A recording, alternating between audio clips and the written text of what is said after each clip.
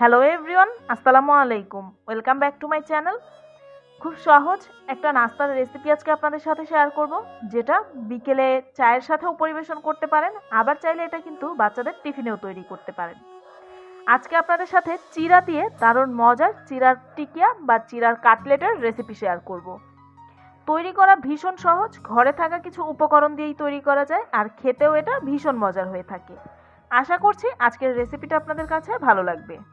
এখানে প্রথমেই নিয়ে নিয়েছি মেজারমেন্ট কাপের আধা কাপ চিরা।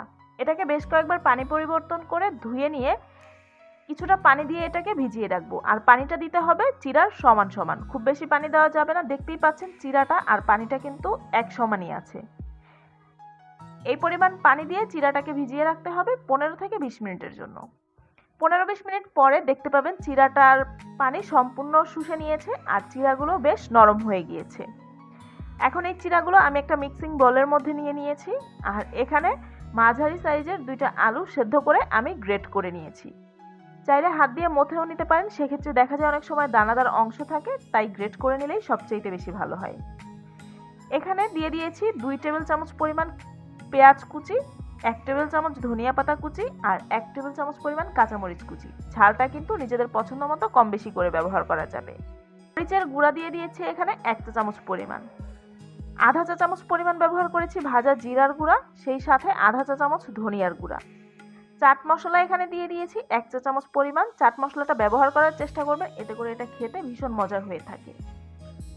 এখন এই সব কিছুকে খুব ভালো মতো একসাথে মিশিয়ে নিতে হবে, আর চিরাটা দেখতেই পাচ্ছেন মথে নিলে কিন্তু একদম সুন্দর মতোই মিশে যাচ্ছে। সবকিছু খুব ভালো মতো মেশানো হয়ে গেলে এখন আমি হাতটাকে ক্লিন করে নিয়ে হাতের মধ্যে কিছুটা তেল মাখিয়ে নিয়ে একে একে সবগুলোকে তৈরি করে নিচ্ছি। আমি এগুলোকে এরকম গোল গোল শেপ করে তৈরি করব, চাইলে কিন্তু এগুলোকে একটু লম্বা লম্বা শেপ করেও তৈরি করে নিতে পারবেন। এভাবেই প্রতিটা একে একে তৈরি করে নিয়েছি। এখানে একটা বাটির মধ্যে একটা ডিম আমি ফেটিয়ে নিচ্ছি, আর এর মধ্যে কিন্তু কোনো রকমের লবণ বা গোলমরিচের গুঁড়া আমি ব্যবহার করিনি। লবণটা চাইলে অনেকে দিতেও পারেন, তবে লবণটা দিলে আমার কাছে মনে হয় অনেক সময় ডিমটা থেকে পানি ছেড়ে দেয়, তাই আমি এখানে লবণটা ব্যবহার করিনি। আর হ্যাঁ, চিরাগুলো মাখানোর সময় কিন্তু আমি পর্যাপ্ত পরিমাণ লবণও ব্যবহার করেছিলাম, তাই এ পর্যায়ে ডিমে কোনো লবণ না ব্যবহার করলেও কিন্তু কোনো রকমের সমস্যা নেই। এখন যেই কাটলেটগুলো আগে থেকে তৈরি করে রেখেছিলাম সেগুলোকে ডিমের মধ্যে গড়িয়ে নিয়ে এরপরে ব্রেড ক্রাম্বসের মধ্যে গড়িয়ে নিচ্ছি। আমি এখানে একবারই এগুলোকে কোট করে নিব, তবে আপনারা চাইলে কিন্তু ডাবল কোটিংও করে নিতে পারেন, অর্থাৎ এই ব্রেড ক্রাম্ব থেকে উঠিয়ে নিয়ে আবারও এটাকে ডিমের মধ্যে নিয়ে আবারও এটাকে ব্রেড ক্রাম্ব দিয়ে কোট করে নিতে পারেন। একে একে সবগুলোকে আমি এইভাবে কোট করে নিব। বেশ খানিকটা তেল আমি এখানে গরম করে নিয়েছি, আর তেলটা যখন খুব ভালো মতো গরম হয়ে যাবে ওই পর্যায়ে এগুলোকে একে একে দিয়ে দিতে হবে। দেওয়ার পরে কিন্তু সাথে সাথে উল্টানো যাবে না, যখন এক পাশ সুন্দর মতো হয়ে যাবে ওই পর্যায়ে এগুলোকে উল্টে দিতে হবে।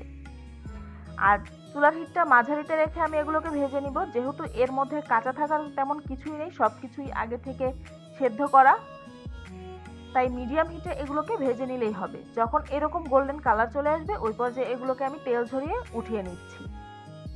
তৈরি হয়ে গেল দারুণ মজার চিরার কাটলেট। আশা করছি আজকের এই রেসিপিটা আপনাদের কাছে ভালো লেগেছে। এটা খেতে কিন্তু ভীষণ মজার হয়ে থাকে। একটা আপনাদের সাথে একটু ভেঙে শেয়ার করছি। দেখতেই পাচ্ছেন এর ভেতরটা ঠিক কতটা সফট। আজকের রেসিপিটা যদি ভালো লেগে থাকে ভিডিওটিতে একটি লাইক দিয়ে ফ্রেন্ডস অ্যান্ড ফ্যামিলির সাথে আমার আজকের রেসিপিটা শেয়ার করবেন। আমার চ্যানেলটা যদি এখনো সাবস্ক্রাইব করে না থাকেন তাহলে প্লিজ আমার চ্যানেলটা সাবস্ক্রাইব করবেন। সবাই খুব বেশি ভালো থাকবেন। আল্লাহ হাফেজ।